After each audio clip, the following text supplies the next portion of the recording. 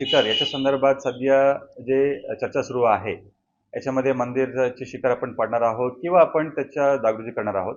याच्या संदर्भात मी सांगू इच्छितो, की याच्याबद्दल आपला राज्य पुरातत्व विभाग तसेच त्यांच्याकडून पाहणी होत आहे आणि ऑलरेडी काही मंदिराची परिसरामध्ये डागडुजी आणि दुरुस्तीचे काम सध्या सुरू आहे.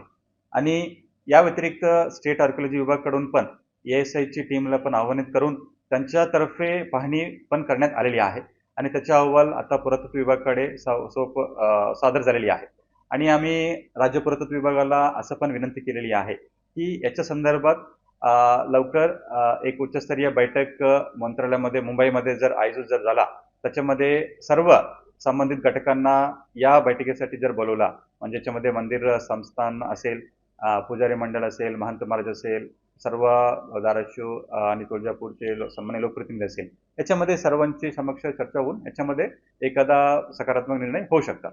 सर, मंदिर पाडण्याच्या संदर्भामध्ये जी आंदोलन केली जातात त्यांना तुमचं काय आव्हान आहे? याच्यामध्ये मी सर्व नागरिकांना, भाविकांना हीच आवाहन करू इच्छितो, की आपण कुठेही अफवावर आपण विश्वास न ठेवता मंदिर संस्थांचे आणि महाराष्ट्र शासनाचे अधिकृत तुम्हाला जेव्हा निर्णय घेण्यात येईल, तर तेव्हा आपण सर्वांना योग्य पद्धतीने आपण आपण कळवतो. सो त्यामुळे कुठल्याही अफवावर आपण विश्वास ठेवू नये.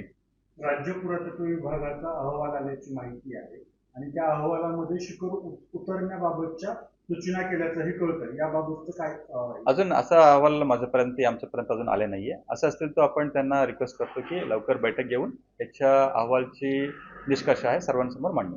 सर, मंदिरामध्ये उंदीर जवळपास